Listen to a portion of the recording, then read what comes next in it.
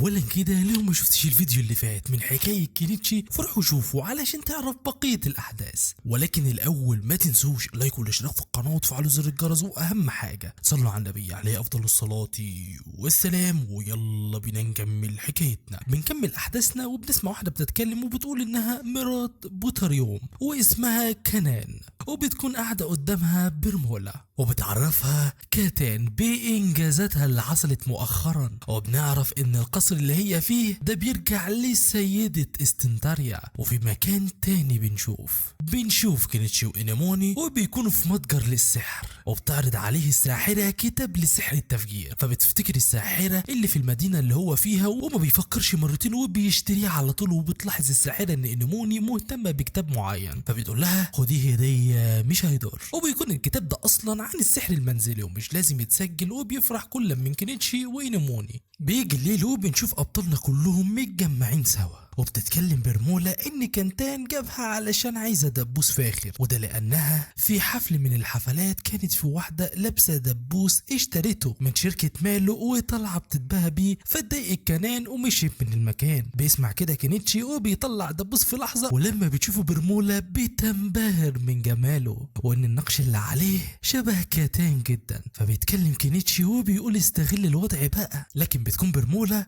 بتسرح بخيالها. بيلاحظ كينيتشي انها بقت بتعمل كده كتير، وسط جو التخيلات بتكون نميمة بصلهم ومتضايقة من اللي بيدور. مالي بتلاحظها وبتقول ان هي اللي فرضت نفسها وقالت انها حارسة، وجو التحقيق اللي مش هيخلص ده بيكون كل التحليلات دي من مالي لانها بتغير منها وعايزة تقتلها مهما حصل. بيجي يوم جديد بنشوف مالي بتكلم كينيتشي وبتقول حاجة عن الكهوف والمغارات، لكن ايه هي ما نعرفهاش. بس بنلاقي كينيتشي بيطير من الفرحة وبيتخيل معابد مليانة كنوز واثار، بس بيهدى وبيقول انها ما قالتش ده امبارح على العشاء، وبتكون اصلا ما قالتش عشان ميلينيا ما تجيش معاهم. بنشوف بقى اينومني اللي بتكون سامعاهم وعايزه تدخل وبتصر انها تيجي معاهم، وبيوافقوا لطلبها. والوشق معاهم اكيد في رحلتهم ما بيتاخرش، وفعلا بيركب كينيتشي واينومني الموتوسيكل ووراهم الوشق وميالي، وبيوصلوا لعند السطح في الصخور وبيدخلوا جوه وهم مستعدين. بيصور كينيتشي كل حاجه علشان يوثقوها وكلهم مبسوطين. وبعد وقت بيلاقي كينيتشي بيلا ورب بتلمع باللون الاخضر وما بيهداش، بيطلع الحفار وبيبدا يكسر الصخور. وبسبب الصوت العالي بتلاحظ بيالي ان في حاجه جايه عليهم وبتنبه كينيتشي. بيطلع ده عنكبوت عملاق وبيحاول كينيتشي انه يسيبه بالسهم، بس جلد العنكبوت سميك وقدر يصد الضربه، بس بتضرب ميالي بالسهم وبتسيبه في عينه وبيتأذى جامد. وبيقول كينيتشي لإنومني انها تستخدم سحرها على العنكبوت بس بتكون في كوكب تاني. وبيلاحظ العنكبوت ده وبيهاجم بخيوطه، بس بتلحقها ميالي وبتجري بيها وما بيقدروش يهزموه. فبيشتت كينيتشي العنكبوت بالصواريخ وبيجروا لبره الكهف، وبيكونوا اطمنوا لان العنكبوت ما خرجش. وبتقول له ميالي ان العناكب دي بتصطاد بالليل. بعدها كينيتشي بيروح يطمن على انيموني وبيقول لها ما تقلقيش، وهي بتعتذر له. بيرجعوا وبياخدوا حمام سخن، وبتتعصب ميالي لان ما حدش قال لها، وبتقول اكيد الحوار ده منك يا ميالي. والاتنين تكاويها يولعوا ببعض. فبيحاول يهديهم كينيتشي وبيقول لهم انه كده كده لازم يرجعوا عشان يجيب المولد بتاعه،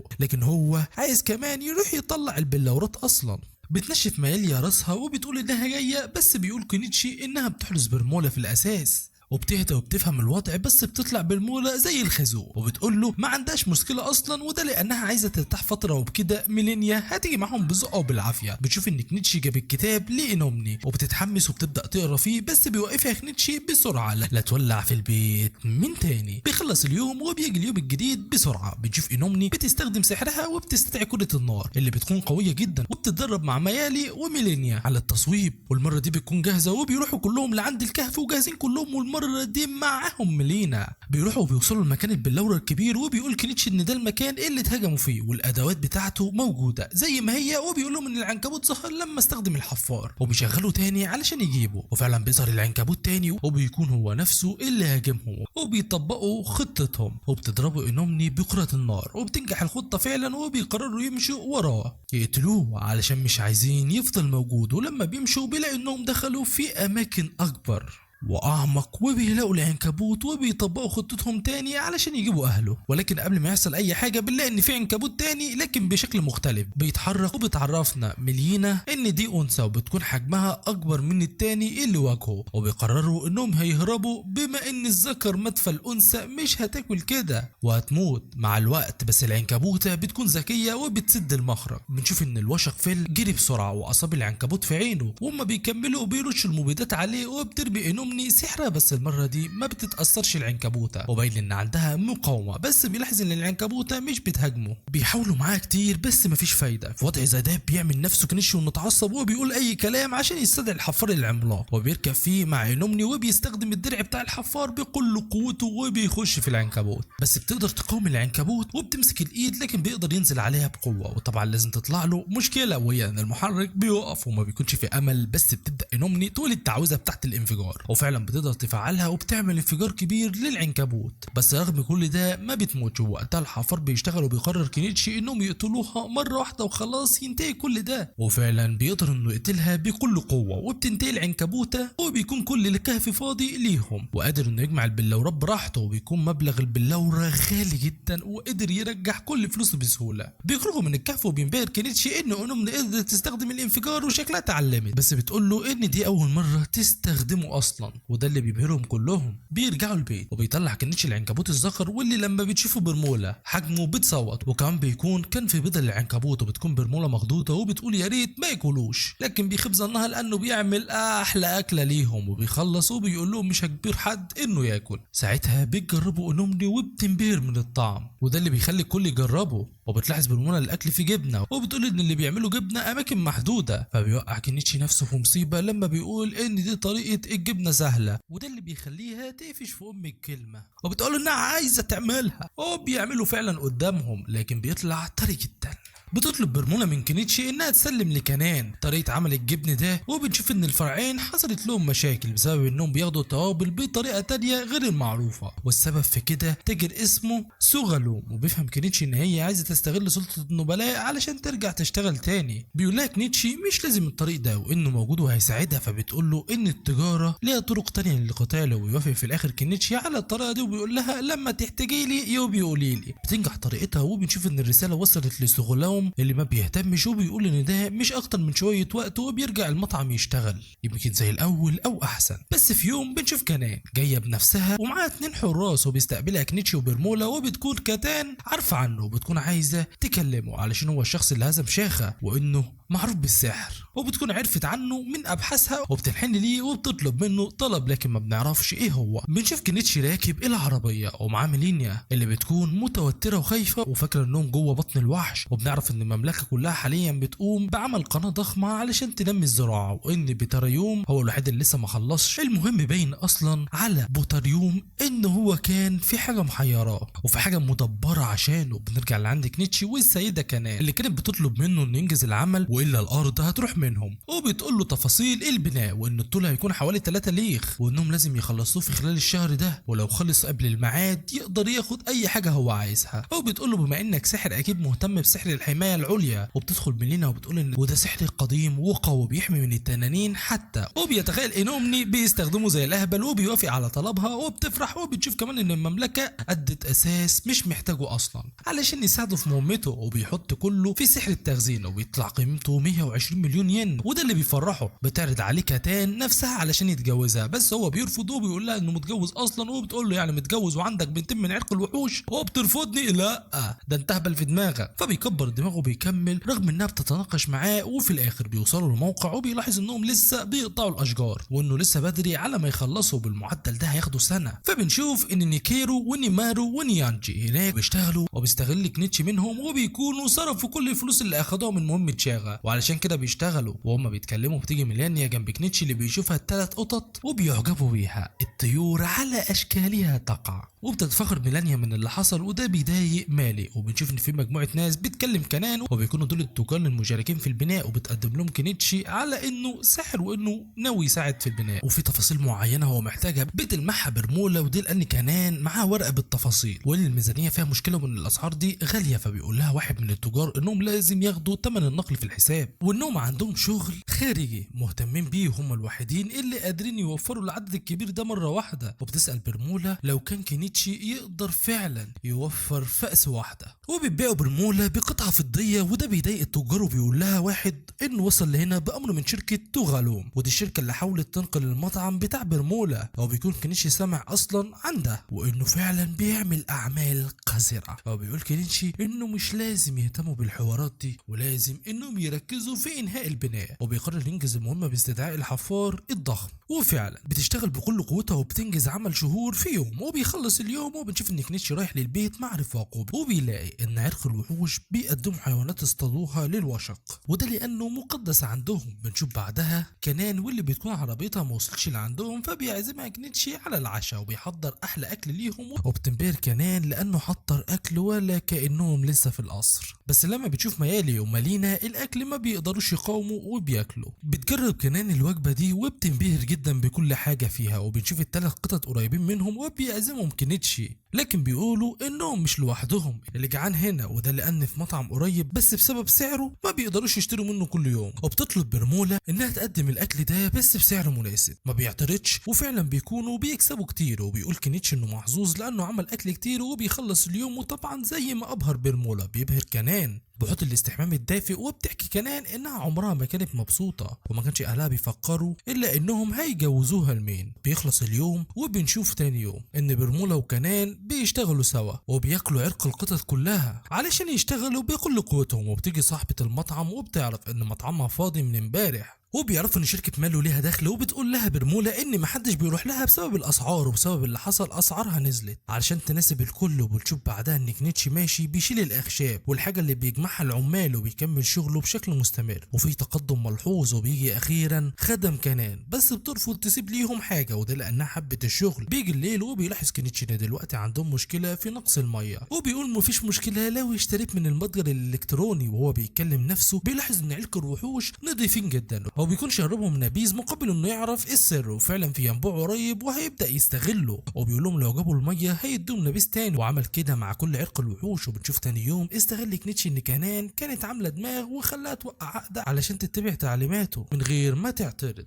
وبتتخيل انه هيستغلها بالشكل ده. بس شكلها راحت لبعيد، كملوا شغل البناء من غير مشاكل وفي تقدم ملحوظ. وكمان برمولا بقت احسن في استخدام العداد وكان لها الفضل في التسجيل حسابات البناء كلها. وفي الاخر خلصوا البناء في الوقت المطلوب وعملوا احتفال كبير مع العيله الملكيه بحضور الرؤساء وسكان الاراضي المختلفه. وللاسف كان كينيتشي مجبر انه يحضره بما انه ليه الفضل كله. ومش كده وبس، ده لبس في الحيط لانه مجبر يطلع يعرض سحره، وبيعمل كده فعلا والكل بينبهر من الحفاره العملاقه. ومش كده وبس، بينتشر خبر ان هو اللي هزم شيخه. وبيتكلم واحد من النبلاء وبيقول يا خساره كنت مستني ان عيلتك تهرب من الارض بس بتحرجه كنان، وده اللي بيخليه يمشي بيتضايق. وبيكون كينيتشي لاحظ ان برمولا مركزه مع العربه بتاعتهم وبتقول ان في عجوز موجود جواه وانه نبيل سابق واتنفى من مكانته. وبيستنتج كينيتشي ان هو اللي دفع شاغه علشان يخطفها. بيخلص الاحتفال بنشوف ان النبيل صاحب الارض بيروح يشكر كينيتشي هو ومراته ان كل حاجه حصلت بسببه، وكمان برمولا كان ليها الفضل في تصحيح حسابات البناء كلها، وانه ناوي يبدا بشكل نظيف لانه ورث الارض دي. وسط كل الكلام ده الجد بيقوم جايب صوره مرسومه وبيسال كينيتشي انه ازاي عملها على الورق. فساعتها بيقوم كينيتشي وبيوريه ازاي عملها، وبيعرف ان الفيسكاونت مهووس بالفن زي كينيتشي. وبتكون كمان برمولا وافقت انها تمسك حسابات الارض بتاعتهم وبتقول انها مبسوطه، لكن عليها لوحدها الموضوع هيكون صعب.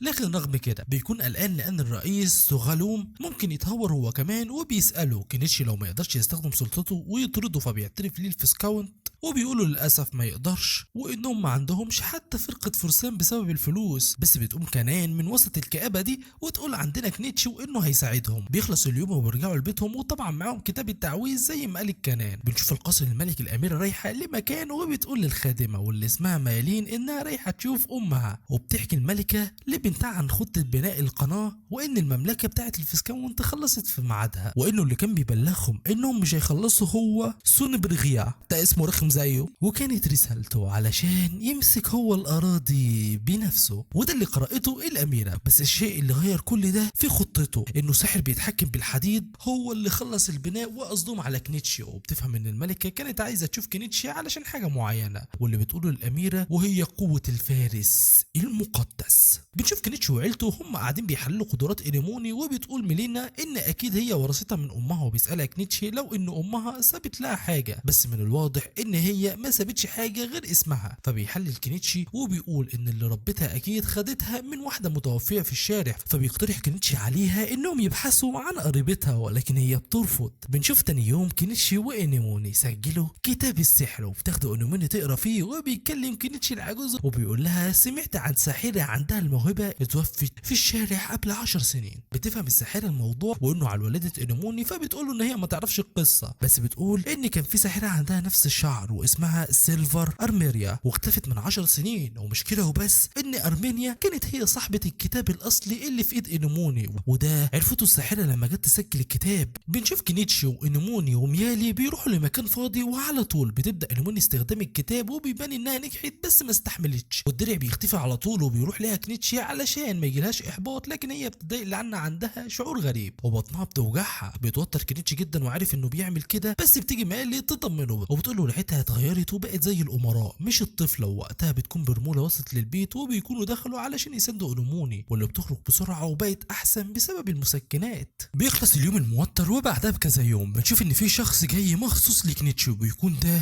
ماله بنفسه، وبيبدأوا على طول يتناقشوا في اللي حصل، وإن مطعم كورالا نجح بشكل ملحوظ، وبيكون جاي علشان يتناقش معاه بخصوص إنهم يتخلصوا من سوغالوم. بس بالنسبة لكنيتشي عايز يكلمه في حاجة، وهو إنه بيطلب إيد برمولا، طبعا ما بيرفضوش. وبسبب المناسبة السعيدة دي بيعملوا حفل شواء بالليل، ووقتها بنشوف إن برمولا وماله بيخططوا يعملوا فرع خاص لشركتهم في ستارتينيا، وإن كل تخطيطهم إزاي يسيطروا على البلد دي اقتصاديا. بيكون كنيتشي رفض إن إينومني تيجي معاهم، وبيقول لها تروح تلعب مع ماري أفضل، بس هي معترضة، وهما بيتخانقوا. بيقاطعهم مالينا اللي بتقول إن في حد جاي، وبيكون اللي وصل هو نيرسبول وجاي ياخد خطيبته، ولكن هو بيكتشف إنها خلاص اتجوزت، بس بيطمن لما بيعرف إنها اتجوزت كنيتشي، وبكده كسبوا تعزيزات بسببه. وعلى الناحية التانية بنشوف سوغالوم بيعرف حوار شركة ماله إنها خلاص اتأسست، والخبر ده بيكون رسم من نقابة التاجر، وبيتضايق جدا. وبتشوف كنيتشي وكلهم معاه علشان يستعدوا، وبتكون كنان متحمسة وعايزة تبني طريق للبيت، ومش قلقانة لأنها سايبة المالية على شركة ماله بسبب كنيتشي. ماله بالموضة وكنان في العربية، وبيروح بنفسه لعند شركة سوغالوم، وبيجي المحل تبعهم، وبيقولوا إنه عايز يبيع حاجة صغيرة يا دوبك، وبيكون طلع العنكبوت اللي قتلوه في الكهف بيدمر المحل، والمكان بيبقى زحمة، وبيقولوا إنه بيعمل مشكلة. بيطلع سوغالوم ومساعدين اللي قابلوه في مكان البناء، وبيقول له كنيتشي إنه هيرد عليه كل اللي عمله لمراته، فبيأمر سوغالوم إنهم يسكتوه بأي شكل وما يخافوش منه. بس طبعا كنيتشي محضر نفسه هو وفريقه، طبعا بما إن فريق سوغالوم في عرق الوحوش فبيستغل إن الوشق معاه، وفعلا كل عرق الوحوش بينبهروا من اللي شايفينه قدامهم، وبيستغل إنهم بيقدسوه، وبيقول لهم لو فكرتوا تحاربوا الوشق شوفوا هيحصل لكم إيه. وساعتها بينسحب عرق الوحوش من المكان وعددهم قل وبقى معقول، وبيدخل لساحة الشركة، لكن بنشوف إن مع سوغالوم نائب من عرق الوحوش، وبين إنه سيتقوى، وبيطلب منه يخلص عليهم. لما بيشوف فيل الذئب ده بيتجاهله كله وبيركز عليه، وبيستنتج كنيتشي إنه لما اتصاب الوشق هو كان السبب، وبيهاجم الذئب بقوة، بس بيجي نورسبول يوقفه بسيفه، وبيحاول الذئاب يهاجموه، بس ماله ومالينيا بيقدروا يسيبوهم بقوة. ساعتها كنيتشي بيتجنن وبيصطاد الحفار بيهاجم بيه، وبيهرب سوغالوم من المكان، بس بيجي ورا كنيتشي بالحفار وبيدمر متجره، وبيقرر كنيتشي انه يدمره فعلا، وبيستدعي الحفار الاكبر وما بيرحمش، وقبل ما يكمل تدمير بيوقفوا ماله وبيقول له الحوار خلص ويقدروا يستخدموا المكان علشان يكون مقر شركة ماله. خلاص يا عم اعتقنا. بيجي الفيسكاونت وبيلاحظ كنيتشي ان عنده شجاعة دلوقتي، وبيتكلم الفيسكاونت وبيقول انه لو مش دلوقتي فمش هيعمل ضرر، خصوصا انه حاول يقتله، لكن لو اتأخر هتبقى المشكلة كبيرة جدا. بيمشي فعلا، لكن قبل ما يمشي بيكلم ماله بيقول له انت حصلت على شريك كويس، بس فكر ولو للحظة ايه السبب اللي خلاني اخطف بنتك. وهو بيتكلم بيشوف في رسالة من الملك عاجلة، ومطلوب ان كنيتشي يروح للعاصمة حالا ودلوقتي. وبيضحك سوغالوم بصوت عالي من اللي حصل. بيفكر كنيتشي في اللي قاله عن برمولا، وبيحلل الموقف، وانه سمع ان نبيل معين هو اللي دفع فلوس، وانه كان عايزها، وان كل ده بسبب ان كنيتشي هو اللي ساعد شركة ماله، فهو المسؤول عن اللي حصل، وده بيضايقه جدا. بيجي الليل وبيقعد كنيتشي كنيتشي مع ماله وبرمولا وبيقول لهم انه هيوقف البيع لفتره علشان المشاكل، واوضحها الاستدعاء اللي حصل. فبتتكلم برمولا وتقول له طالما في مكسب كبير فاكيد في مخاطره، وده علشان تلحق الوضع، وانها مستعده تضحي وتخاطر علشان تنجح، وده القرار اللي اخدته علشان ترافق كينيتشي. بنشوف تاني يوم ماري وابوها بيروحوا مع نورزبول عشان يرجعوا لارضهم، وبتودع انومني ماري وانهم متاكدين انهم هيتقابلوا تاني، وبكده مش فاضل غير كينيتشي وعيلته اللي هيروحوا للقصر الملكي علشان الاستدعاء الامبراطوري. بس قبلها بيناقش الفيسكاونت وبيقول له لو هربت هيحصل ايه، وبيرد عليه انه كده بيعصي امر ملكي، وانه هيكون الفيسكاونت معاه في الجريمه وساعده، وبينطلق بالعربيه للمملكه. بيوصلوا لجوه العاصمه وبيلاحظوا ان في وحوش بتشتغل واسمها الغلم، وبتقول مليانه الانومي المفروض انك تقدري تعملي زي كده، وبتكون متحمسه تجرب بس ما بتقدرش، وده لان الوحوش لازم ليها اجراءات تشغيل ملائمه. وبيلاحظ كينيتشي ان العاصمه معقده وتخطيطها سري، فعلشان كده ملهاش خريطه. بيوصلوا لعند سور القصر وبيقدموا الرساله واستنوا حوالي ساعه، وبتكون اللي جات لهم بنفسها هي الاميره، ولما بتوصل بيحترموها. وبيقدم نفسه كينيتشي وبيستغرب واحد من الحاشيه بتوعها انهم وصلوا بسرعه كبيره، فبيقول كينيتشي ان ده بسبب وحشه السحري. بيطلع لها كينيتشي وبتركب الاميره وبتنبهر من اللي حصل. بيرجعوا لعند القصر تاني والكل كان خايف مش علشانها، علشان رؤوسهم اللي هتطير. وهي بتكلم كينيتشي بتكون انومني متضايقه وبتلاحظها ليليس وبتروح لها وبترجع تاني لكينيتشي وبتقول له انت عجبتني، خد مكافاه واللي انت هتقول عليه هتاخده.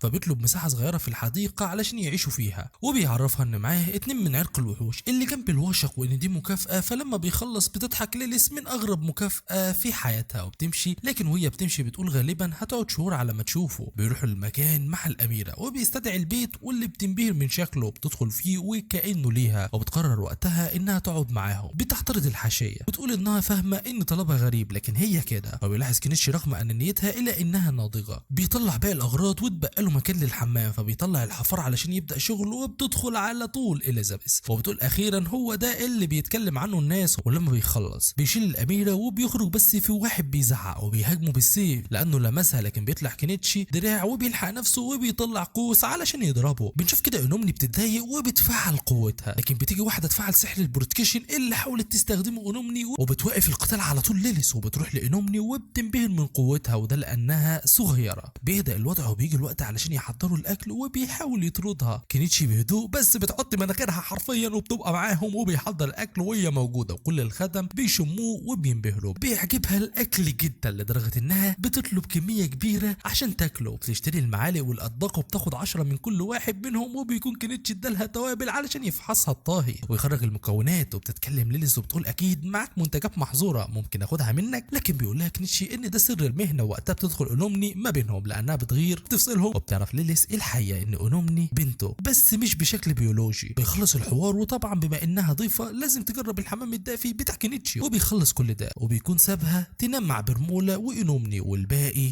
نام بره. بيكون لاحظ كينيتشي ان اليوم كان سريع عكس العادي، وبيكون متاكد ان ده بيتكرر اكيد. وقبل ما يناموا بتلاحظ الوشق وميالي وميلينا، وبيكونوا لاحظوا حاجه خلتهم يقوموا، لكن هي ايه احنا ما بنعرفش. بتصحى الملكه وبتخرج تشوف ايه الاوضاع، فبتلاقي كينيتشي وبنته، وبيقول كينيتشي ان الايام الجايه قضوها حسب مزاج الاميره، وانهم نفذوا طلباتها كلها، ومنها قتلوا كل الفيران في القصر، ومره تانية عملوا مزاد على الوحوش، وانه لو حبوا يهربوا من القلعه هيعملوها ازاي. وفي يوم بتشوف الملكه وهي بتدعي كينيتشي عشان ياكل معاهم في القصر، وبيعجبهم الاكل فعلا. فبتقول الاميره لو كان عنده اكل ما يعرفش الطباخ بتاعهم يقلده، يطلع له بيهم ويطلع لهم الحلويات. فبيطلع لها الحلويات بتاكلها الاميره وبتنبهر، والطباخ سمباك كمان بينبهر. سمباك ولا سباك؟ انا اسف يا صديقي. بتشوف ان الاميره بتخلص وجباتها وبتروح على طول لعند كينيتشي، ووراها اكل الخدم، وبتكون الملكه واقفه بتشوفها ومبسوطه. وبنروح لعند كينيتشي وبتكون ليليس بتطلب منه حلويات تاني لان الملكه حبتها، وبيطلع لها فعلا فبتفرح، لكن بتقول له ان الملكه صعب حد يرضيها، وان لو اتضايقت هيكون ايه الحوار شبه الكابوس. فبيفهم كينيتشي دماغ الملكه من كلام ليليس، وبتقول له انه لازم يستعد علشان هيشوفها قريب. وبيجي الليل وبيحس عرق الوحوش بحاجه تانيه، وبيقولوا لكينيتشي. وبنشوف الخدم بيتكلموا سوا بيقولوا انه ظهر من تاني، فبتقول لهم ليليس ان اللي فاكرين ان في حاجه بتسكن القلعه وان هي بتفسر ان دي اشباح، وبيكون ده سبب خوفهم عليها الشديد رغم ان ليليس مش خايفه، وبتقول مش عايزين كده، فبتطلب من كنيتشي يطرد الاشباح دي، وده اللي بيصدمه وما بيعترضش كنيتشي من الحوار، بس بيقول لها ان مالي ومالينا هم اللي يقدروا يحسوا بالاشباح وعايز موافقتها عشان يدخلوا القصر. ما بتفكرش ليليس مرتين وبتوافق على طول. بيكون محتار ازاي يطرد الاشباح دي، لكن بيلاقي حاجه في المتجر ميه مقدسه بتتباع، وبيشتري الادوات المناسبه وبيكون جاهز، وبيتمشوا في القصر فبيوصلوا لعند عمود معين وهو ده اللي بيعتقد انه عنده الاشباح. فبيبدا كينيتشي يقول تعويذه نص كم بالميه، وبيرمي الميه اللي اشتراها وبيختفي الشعور من عليهم. طبعا لما بتنبهر ليليس بتشده من ايده وبتاخده لعند المكان التاني وهو مسكن الخدم، وبينشر فيها الريحه اللي عملها وبتعجب الكل، واخر مكان بيكون هو اوضه الملكه، واللي بيكون كينيتشي متوتر من وجوده، بس بتطمنه ليليس وده لان الملكه مش بتنام كويس بسبب الكوابيس، وبيلاحظ ان فيل عينه مش بتخرج من على المزهريه حتى لما رشها، وبيستنتج السبب ده، فبيطلب منها ان الملكه ترميها او تحطها في مكان معين، وبيخلص شغلهم. وبيكون كينيتشي طلب ان مكافئتهم تكون انهم يقروا الكتب السحريه براحتهم، وده بيبهر انوموني. بيقرا كينيتشي عن طريقه صنع الغليم، وبيخرج كينيتشي وانوموني كل الكتب المهمه، وبما انهم محتاجينها ومش عارفين يطلعوها فهينسخوها، وبيطلع جهاز نسخ ولابتوب ومولد كهربائي، وبيقدر يعمل كده وبيخلص، وبيخرجوا بطول خادمه مستنياهم علشان تراجع وراهم وبتتاكد انهم ما خدوش حاجه. وبيعدي الوقت، اخيرا بيجي الوقت اللي كينيتشي هيشوف فيه الملك، وبيكون رايح مع عيلته. بيدخلوا اخيرا للحظه المنتصره، وبيكون كينيتشي بيكلم نفسه انه هدفه كان المتعه، بس دلوقتي كلهم بيقابلوا الملك، وبيجي هو بيخليه يخاف من المكان، وبيقول انه جه الوقت علشان يبقى في شغف في حياته. كل الناس بتشوف كينيتشي وبيكون النبلاء متجمعين وبيتريقوا عليه لان شكله مش ساحر نهائي، وكمان نقدهم على مالي ومالينا، وسؤالهم ازاي دخلوا القاعه وازاي ده لانهم اقل منهم في نظرهم. بيوصلوا كلهم لقدام الملك والملكه والاميره، ولما بتفتح الملكه عينيها قلب كينيتشي بيدق وبينحني احتراما ليهم، وبيقول انه في المكان ده عشان ينفذ الامر مش اكتر. وبيقول واحد من الخدم الكبار انه موجود علشان بس هيدخل معركه قدام الملك. بتصدم كينيتشي وكمان الاميره بتستغرب من اللي حصل، وبتكلم امها لكن ما بتردش. بيكمل الخادم وبيقول ان اللي هيواجهه واحده متالقه في المملكه واسمها هو ميليسيا نوستوريوم، وبتكون ساحره والكل مبهور من وجودها. وبيتكلم كينيتشي مع نفسه وبيقول انه فهم سبب جمعه لكل النبلاء وانه موجود علشان يسليهم مش اكتر. بتضحك ميليسيا قدامه وبتقول انها سمعت عن ساحر عظيم هيواجهها جه من الحدود، وده اللي خلاها تشارك علشان عندها فضول مش اكتر، بس خاب ظنها لان اللي قدامها واحد كبير في السن، وبتقول عليه اهبل لانه دخل عيلته في الحوار وانه لازم يرجع الغابه تاني. ما بتكترش ميليسيا الكلام، بتبدا تستدعي وحش بيكون ده تنين كبير بس ما بيخافش كنيتشي، وبيطلع الحفار بتاعه. ولما بتشوفوا ميليسيا بتتصدم وواضح ان هيحصل قتال قوي جدا. التنين بيضرب بالنار لكن بيقدر كنيتشي يبعد عنها، وبسبب انه هرب الكل بيتريق وبيقول عليه ساحر من الدرجه الثانيه، بس بيخرج من حاله التفكير دي لما بتنادي عليه مالينا وبتقول له انهم هيتصرفوا، وفعلا بتهاجموا ميلينا والوشق معاهم سوا بتناغم، وبيندفع كنيتشي يهاجم التنين بس التنين بيفلت من الضربه. بيحاول يضربه تاني لكن ما بينفعش، بيبعد التنين وبتدخل انوني وبتقول السحر الانفجار، وبيكون قوي جدا بس ده تنين ما بيتاثرش بالصواريخ. بيهاجم التنين بديله بيعرف يسيبه وبيحضر كره النار، وقبل ما يتصابوا بيه بتقدر انيموني تفعل درع الحمايه العالي اخيرا، بتغير مسار الضربه وده بيبهر الكل لانها صغيره. طبعا كل ده بيحصل والملكه واقفه صامته بتراقب الاحداث. الوضع بينط بيشتت التنين، بيقدر مليان انها تصيب التنين، بيتجنن التنين لما تصفي عينيه وبيرمي نار في كل مكان لدرجه ان في كوره اصابت فوق الملك، لكن الملكه لسه مكمله وما اتحركتش. بيكمل التنين قوته الجسديه وبيكون باين انه اقوى من الحفار، لكن ما بتسكتش انيموني، بتبدا تستخدم سحرها تاني. بتكون المره دي بتستدعي غولم بس بسبب انها صغيره بتعمل دراع مش اكتر، لكن دراع كبير تقدر تصيبه بيه بكل قوه، وبيتصاب فعلا التنين بعد ما بترميه. بيستغل كنيتشي الوضع وبيجري عليه وبيضربه بالحفار بشكل مثالي وايضا بشكل متتالي، وفعلا بيكسب كنيتشي وعيلته وسو، وبيقدر انه يشيل التنين في مخزونه وكل الفضل يرجع لانوموني، بس بتكون تعب تعبانه بشده ومناخيرها بتنزف. بيشوف كنيتشي ده بيتضايق وبيكلم الملك بالميكروفون وبيقول له انه متضايق من اللي حصل لانه خلى عيلته في خطر وانه هيهدم الحجره كلها ويهرب. بعد ما بيفوق من لحظه الغضب بياخد باله كنيتشي من اللي قاله، بيكون وقع في مصيبه وبتناديله بالموله، فبيعتذر لها عن اللي حصل، بس بتقول بالموره ان هي وعدته هتكون معاه في كل الاحوال وباقي العيله هيكونوا معاه. فبيقول لهم كنيتشي لو ما هربوش دلوقتي مش هيعرفوا يعيشوا بخير، ده غير المشاكل اللي هتحصل لماله واللي حواليهم. بعد كده بتفتح البوابه وبتشوف الحراس داخلين عليهم بالاسلحه، لكن بتوقفهم الاميره ليليس وبتقول لهم وان اللي قاله ده عجبه، انه حتى لو هو مين ملهمش حق في اي حاجه تخلي شخص يعمل عرض غصب عنه، وانها فاهمه ان عيلته اتعرضت لخطر، بس حوار الهرب ده هيخليه ينسى فكرته عن انه يكون بيعيش بهدوء اللي كان نفسه فيها، والنبلاء هيكرهوه كده. بتعرض ليليس عرض علشان ما يخليش كنيتشي قدام مشاكل حقيقيه، وهي انه يكون بتاعها، وكانت متوقعه انه يوافق بس بيرفض من غير ما يفكر. فبتقول له خلاص لو كده ابقى نفذ طلب صغير وسهل. فبتقول له ان عيد ميلادها قرب وهي عايزه منه هديه، وبسبب الهديه دي يا كنيتشي ممكن اخلي ابويا يسامحك على اللي قلته من تعدي. ومش كده وبس، ده اخدت وثيقه ان كل اللي بيعمله يبقى شرعي، وبكده مش هيكون في ضغينه عليهم. وبتقول الاميره ما يحاولش يقدم مجوهرات لانها مش هتنبهر منها، وبيقول كنيتشي في نفسه انه هياخدها بالشكل ده. تحدي في النقطه دي، بس برموله بتقول له ان كل منتجاتهم مصنوعه بشكل احترافي، ومنتجاتها التانيه اللي ما فيش زيها. بيطلع عليها عقد من اللؤلؤ وبتنبهر بيه، وبتقول له ان القلاده دي ما فيش زيها في العالم وانها منبهره بيها، وبتروح بسرعه كبيره لحضن الملك ابوها تكلمه له، ولكن بتكون الملكه مولعه نار وبين انها هتعمل حاجه بس ما بيحصلش حاجه. بتيجي الاميره ليليس تقدم لكنيتشي عقوبته الاولى، بيكون رافض لكنه في النهايه بيستسلم. بيشوف ان العقوبه هي اول وثيقه بالنسبه له، وهو بيشوفها بنلاقي الملكه مره واحده بقت ورا كنيتشي، بيقول انها مخيفه اكتر من التنين اللي واجهه، وباين عليها الغضب، وبيكون نسي انها بتحب تاخد الحاجه قبل بنتها، وبتقول بما انك اديتها خلاده مفيش حاجه مخصصه علشاني. فبيقول لها كنيتشي ان دي هديه عيد ميلاد الاميره ليليس فعلشان كده طلعتها. ما بفكرش الملكه مرتين وبتقول له انا كمان عيد ميلادي قرب ولازم تجيب لي هديه. فبيفتكر كلام ليليس وبيكون طلع ليها نفس القلاده بس اكبر. بنشوف الملكه وباين ان الغضب اختفى، وحتى رد فعلها بيكون هادئ وباين انها مبسوطه جدا، بس بتقول له انها ما تقدرش تاخد حاجه كده ببلاش، وبتعوضه وبتديله مفتاح لاوضه نومها. وبيستغرب كنيتشي ان كل النبلاء فاهمين ان الحوار عادي. بتدخل الاميره وبتقول ان هي بتبالغ، بس لما يجي يتكلم كنيتشي بتسكته الملكه وبتقول له فهمت بقى ايه اللي ناقص.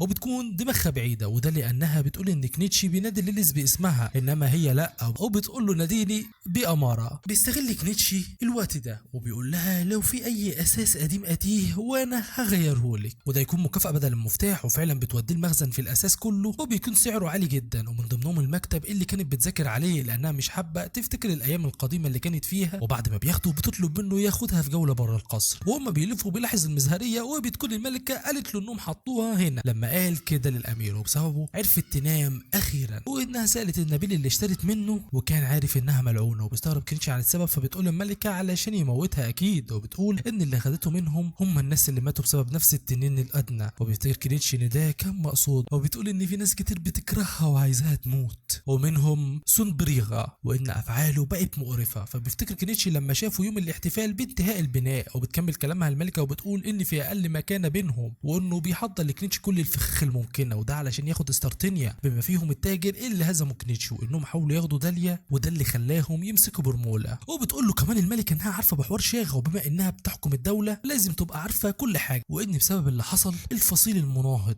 للمملكه وقفت نفوذه بشكل مؤقت. فبتقول لكنيتشي انها ممتنه للي حصل، وبدل ما يفرح بيترعب اكتر. بيتغير المشهد وبتشوف انومني قاعده هاديه، وبتيجي ميليسيا لعندها تكلمها وتسالها ازاي اتعلمت تعويذه الحمايه. فبتقول لها انومني وتوريها الكتب وانه يرجع لاميريا، وبتعرفها ميليسيا وده لانها مشهوره. وبتقلب ميليسيا في الكتاب وبيكون فيها جمل مكتوب ان الكتاب ده لانوني، وده يثبت انها امها فعلا. بعد الحادثه بكام يوم بنعرف ان كنيتشي اخذ اراضي ستيلي اللي بتكون محطوطه على بحيره كمكافاه، وده المكان اللي هو هيعيش فيه اصلا. وبالشكل ده ما بقاش خلاص عمي، وبقى عنده لقب بارون لحد اخر يوم في حياته، وارتقى في المنصب وبقى نبيل. وبنشوف بعدها وهم راجعين بس بعربيه مختلفه، وده لان ليليس ومليم معاهم، وقبلها حاولت مع ابوها كتير جدا لكنه كان رافض، ولكنه في النهايه عرفت تقنعه وراحت مع البارون كنيتشي، وكان شرطه انه يراقبها وهم في الطريق. وفي الطريق بقى بيقابلوا كل من فيو وكنيتشي اللي ما شافوش بعض من بدري.